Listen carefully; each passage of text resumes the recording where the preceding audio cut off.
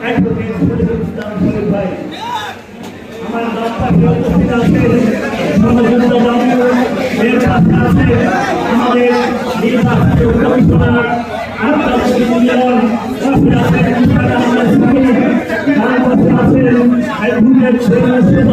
যেই মানুষরা যদি রাজনীতিতে জন্ম না হতো, সেই মানুষরা না আসতেন, সেই মানুষরা যদি জাতীয়তাবাদের রাজনীতির নেতৃত্ব দেওয়ার জন্য কথা না বলতেন, তাহলে আমাদের মতো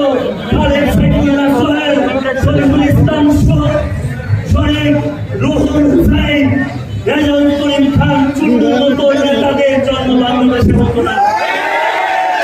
আমাদের সেই মহিষী মা, যেই মা আজকে মৃত্যুর সাথে শক্তিশালী ভাবে লড়ে যাচ্ছেন, এইভাবে লড়ে যাচ্ছেন 17 বছর, যেই মানুষটা হাসিনার মতো ফ্যাসিস্টের বিরুদ্ধে দাঁড়িয়ে চোখে চোখ রেখে কথা বলছে। আমি সেই নেত্রীর জন্য দোয়া প্রার্থনা করতে আমরা ঐক্যবদ্ধ হয়েছি। আমরা প্রতিদিন তার জন্য দোয়া করি, প্রতিদিন করি।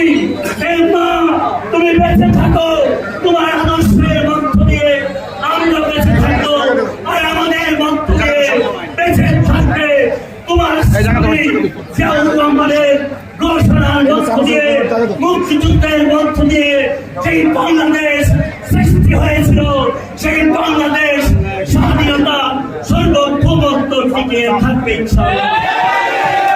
আর টিকিয়ে থাকবে সেই মানুষটার কথা, টিকিয়ে থাকবে